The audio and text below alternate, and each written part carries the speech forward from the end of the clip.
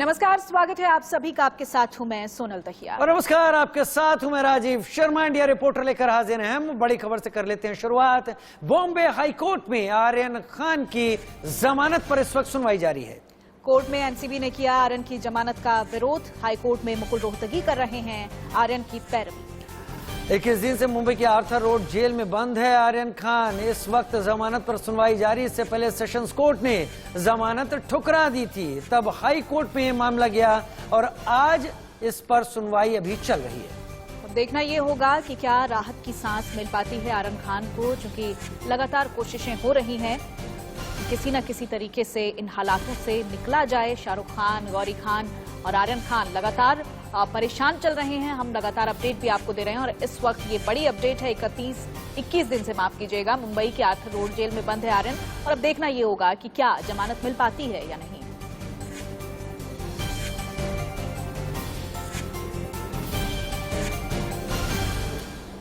तो इस वक्त आप जो तस्वीरें देख रहे हैं बॉम्बे हाई कोर्ट की तस्वीरें हैं, जहां पर ये सुनवाई चल रही है और इस सुनवाई में मुकुल रोहतगी आर्यन खान की तरफ से पैरवी कर रहे हैं। सेशंस कोर्ट में बात नहीं बनी थी, जहां पर सतीश माने शिंदे थे, लेकिन यहां पर मुकुल रोहतगी को सामने बुलाया गया।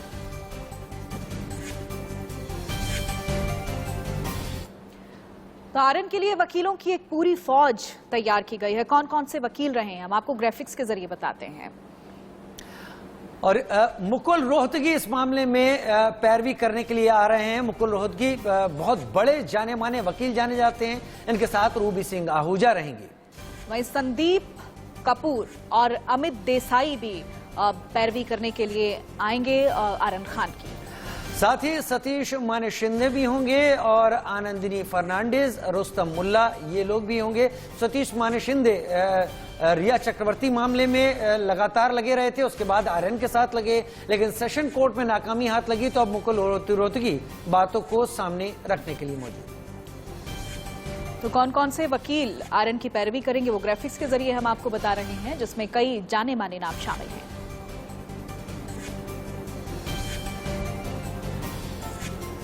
दो हमारे खास सहयोगी श्वेता हमारे साथ जुड़ रही हैं, मुंबई की आर्थर रोड जेल से लाइव जुड़ रही हैं उसके बाहर से, और अभिषेक शर्मा तमाम जानकारी के साथ इस वक्त मुंबई से लाइव जुड़ रहे हैं। हालांकि अभी सुनवाई चल रही है, लिहाजा मैं सबसे पहले अभिषेक आपके पास आना चाहूंगा।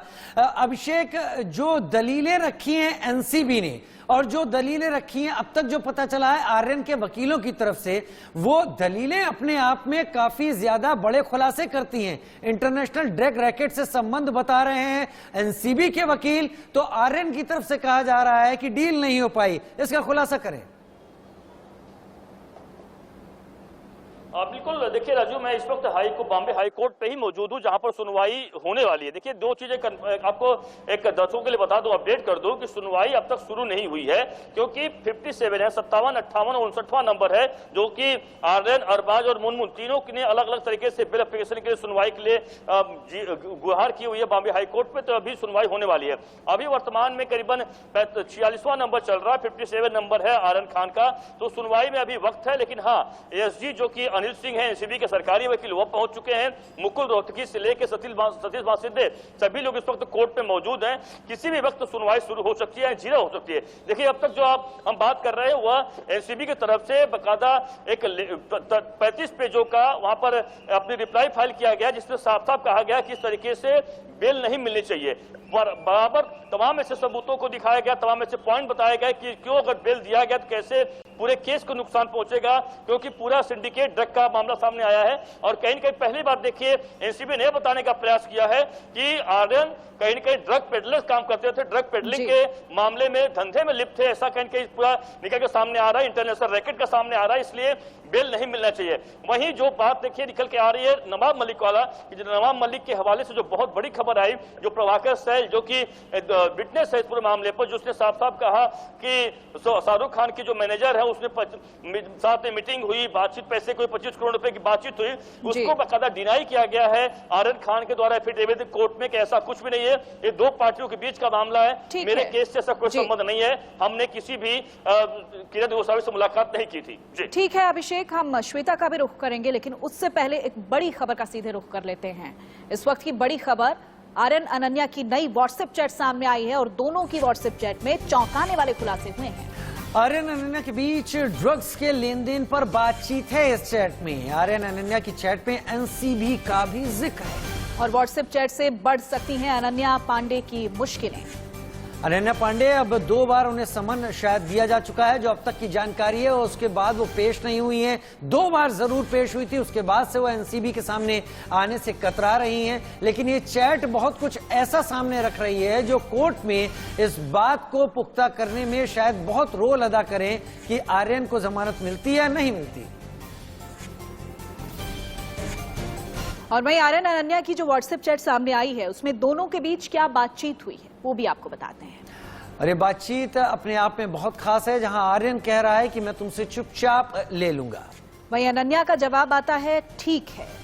और ये बात आर्यन की तरफ से सवाल आता है वीड क्वेश्चन मार्क के साथ, यानी गांजा, और उस पर अनन्या का जवाब है कि आजकल डिमांड में है। आर्यन ने वही कहा कि मैं तुमसे सीक्रेटली इस चीज को ले लूंगा, और उस पर अनन्या कहती है कि मैं अब इस बिजनेस में हूं।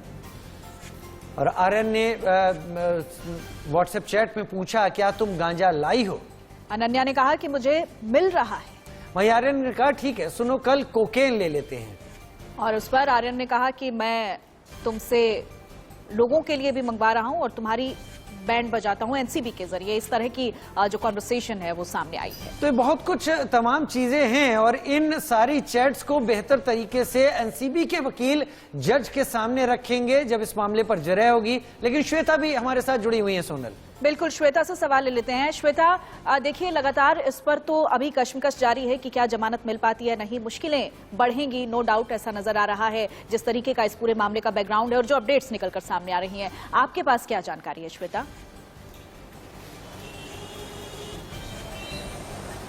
जी बिल्कुल सोनल, देखिए जैसे जैसे दिन बढ़ते जा रहे हैं वैसे ये केस और ज़्यादा पेचीदा होता जा रहा है। हम देख रहे हैं इसमें सियासी रंग जुड़ चुके हैं, कई तमाम एंगल्स जुड़ चुके हैं। इसमें जो पहले पंच बताए जा रहे थे उनके पास भी अब नई कहानियां हैं दरअसल बताने को। और इसके बाद हम देख रहे हैं कि एनसीबी भी अब कटघरे में आ गई है।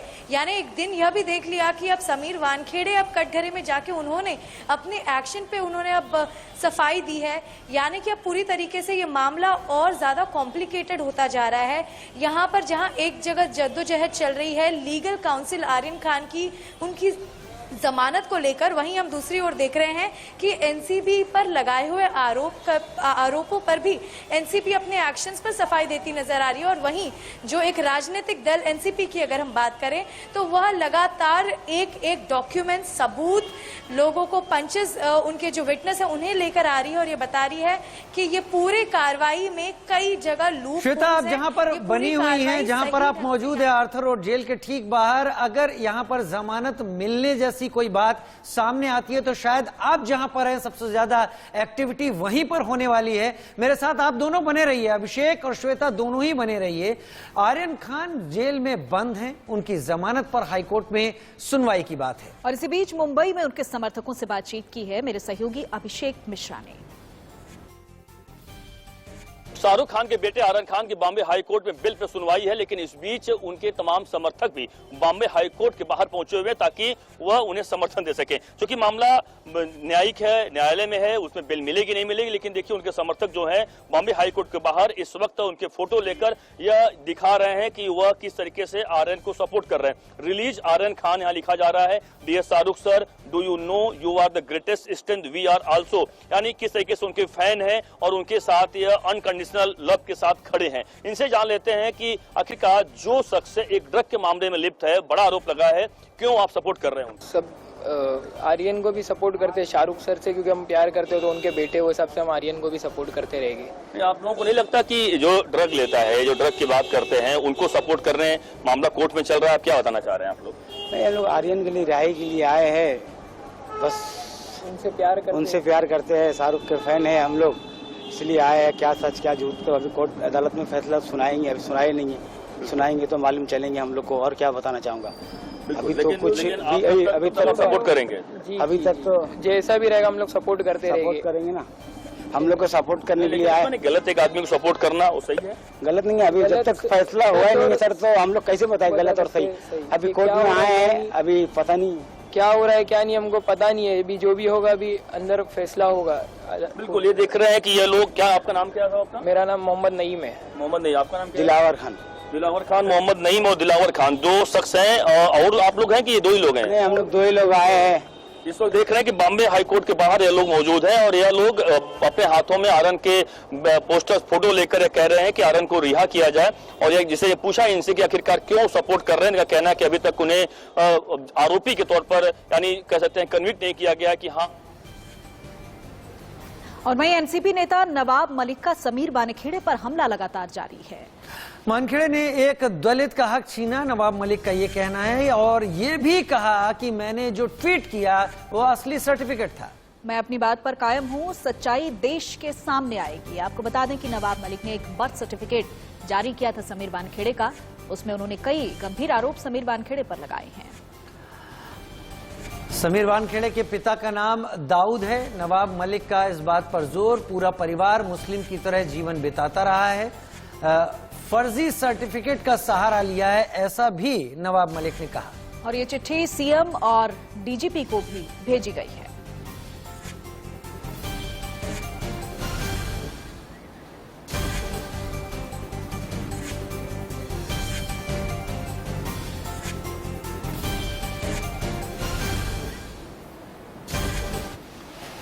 और वहीं एनसीपी नेता नवाब मलिक ने आज फिर से प्रेस कॉन्फ्रेंस करके समीर वानखेड़े पर नए आरोप लगा दिए हैं। इसके बाद समीर वानखेड़े की पत्नी क्रांति वानखेड़े ने भी प्रेस कॉन्फ्रेंस की और समीर वानखेड़े का बचाव किया।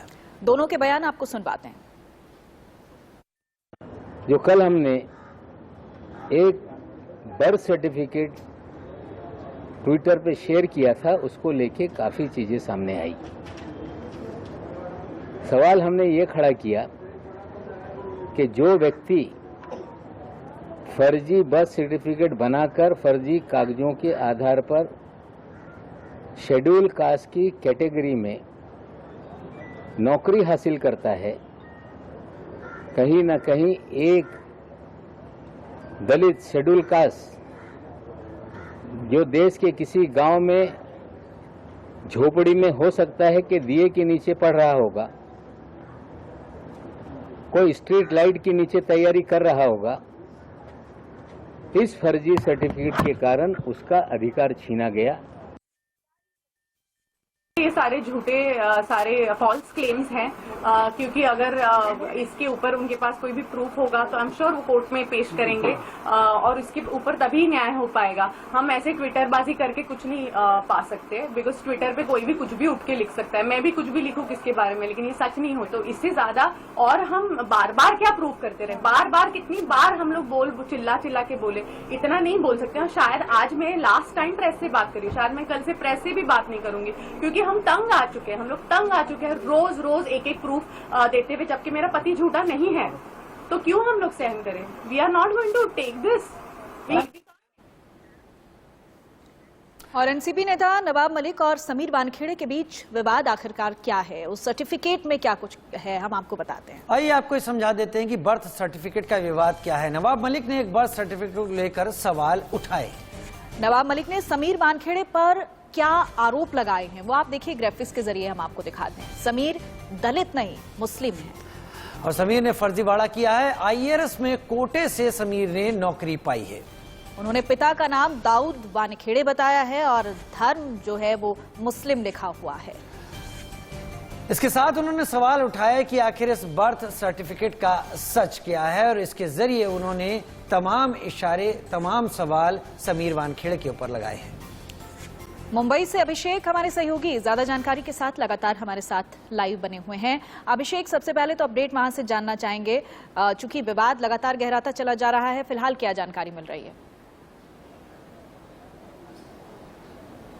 और देखिए बिल्कुल विवाद देखिए अब जो जिस तरीके से आप देखिए कि एनसीबी का मतलब ये भी नहीं कि एनसीबी को पूरे एनसीबी, क्योंकि नवाब मलिक ने साफ साफ क्लियर कर दिया कि हमारा विरोध पूरे एनसीबी से नारकोटिक्स कंट्रोल ब्यूरो से नहीं है, विरोध है तो समीर वानखेड़े से। तो हम कह सकते हैं समीर वानखेड़े वर्सेस नवाब मलिक हो चुका है, और या यूं कहें हम समीर वानखेड़े वर्सेस महाराष्ट्र सरकार हो चुका है, क्योंकि महाराष्ट्र सरकार के तमाम ऐसे जो बड़े नेता हैं, मंत्री हैं, वो खुलकर अब समीर वानखेड़े का विरोध कर रहे हैं। उसे जितेंद्र आव्हाड का नाम सामने आ गया है, जो भी एनसीपी के बड़े कैबिनेट मिनिस्टर है महाराष्ट्र के, उन्होंने समीर वानखेड़े के साथ साधा है। आप देखिए कि संजय राउत का नाम ले लीजिए, किस तरीके से खुलकर सामने आकर विरोध कर रहे हैं। और दिलीप वलसे पाटिल जो महाराष्ट्र के गृह मंत्री हैं, उन्होंने भी बड़ा बयान अभी थोड़ी देर पहले दिया है कि किस तरीके से अगर इसमें कोई एफआईआर दर्ज होता है, मुंबई में देखिए अब तक कई लोगों ने शिकायत कर दी है समीर वानखेड़े के खिलाफ कि कंप्लेन दर्ज किया जाए, धनुगाही कर रहे हैं, शासन कर रहे हैं, तमाम से मामलों को लेकर एक वकील ने कंप्लेन किया है हमारे पुलिस स्टेशन में। आप देखिए कि जो गवाह है उन्होंने कंप्लेन किया है, सार पुलिस स्टेशन में उनको सिक्योरिटी मिल चुकी है, प्रभाकर सैल की मैं बात कर रहा हूं। तो अगर कोई एफआईआर दर्ज होता है तो आने वाले समय में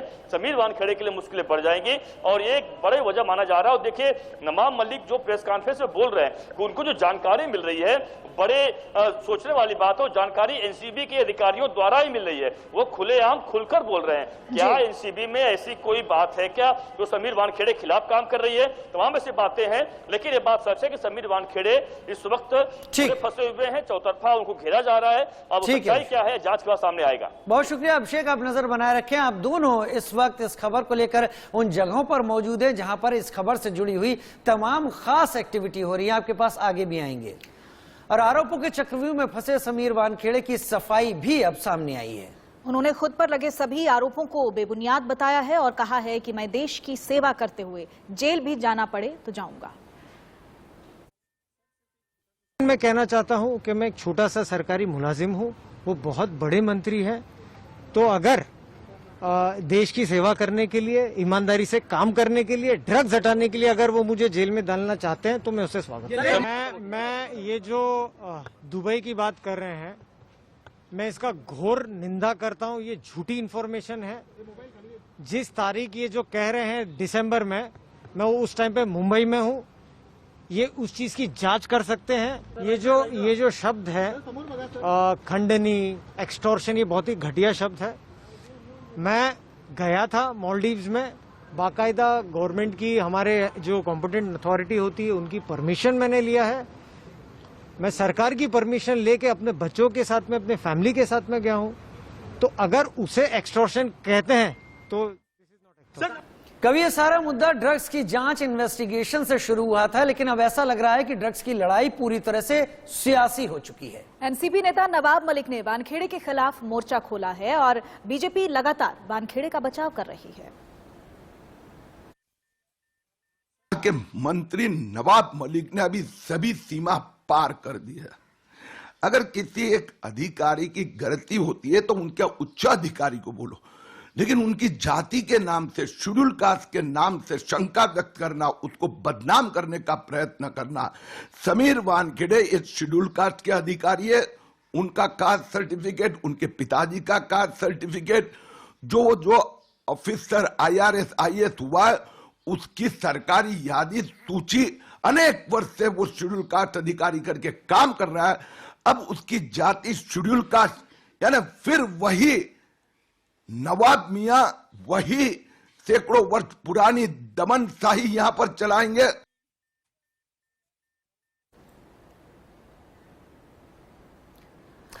बीजेपी नेता किरीट सोमैया सवाल उठा रहे थे, लेकिन अब बात इस वक्त की बड़ी खबर की। महाराष्ट्र के गृह मंत्री से मिले मुंबई पुलिस कमिश्नर, और दोनों के बीच एनसीबी केस पर बातचीत हुई है। क्रिमिनल केस दर्ज होने पर मुंबई पुलिस कार्रवाई करेगी, सूत्रों के हवाले से बड़ी खबर है। इन तमाम समीकरणों को समझने की जरूरत है। इस बड़ी खबर के साथ अब तक महाराष्ट्र की पुलिस दूर से ही दर्शक बनी हुई थी ड्रग्स मामले से जुड़े हुए, लेकिन जैसे ही प्रभाकर सैल का वो एफिडेविट सामने आया, भ्रष्टाचार का मामला दिखा, इसमें एक अपराध दिखा, तो अब मुलाकात हो रही है गृहमंत्री की पुलिस कमिश्नर से, और अब इस बात के संकेत दिख रहे हैं कि मुंबई पुलिस भी इसकी जांच में अब आगे बढ़ेगी। महाराष्ट्र के गृह मंत्री से मुंबई पुलिस कमिश्नर ने मुलाकात की है और दोनों के बीच एनसीबी केस पर बातचीत हुई है।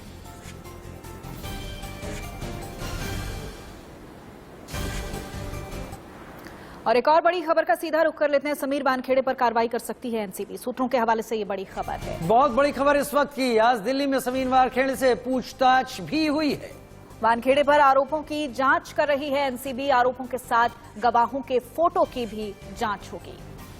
किस तरह की कार्रवाई एनसीबी करेगी, क्या एनसीबी को जानकारी मिल रही है? समीर वानखेड़े से पूछताछ में क्या कुछ एनसीबी ने जाना या क्या कुछ आगे भी एनसीबी को जानना है, उस बारे में स्थिति साफ नहीं है, लेकिन एनसीबी सूत्र बता रहे हैं कि कार्रवाई हो सकती है। तो विवाद लगातार गहराता चला जा रहा है। समीर वानखेड़े की तरफ से बात कही जा रही है कि मुझे फंसाया जा रहा है, मुझ पर गलत आरोप लगाए जा रहे हैं। लगातार उनके परिवार वाले भी यही बात कह रहे हैं कि ईमानदारी की सजा भुगत रहे हैं समीर वानखेड़े। और ऐसे में अब देखना ये होगा कि इन्वेस्टिगेशन में क्या निकलकर सामने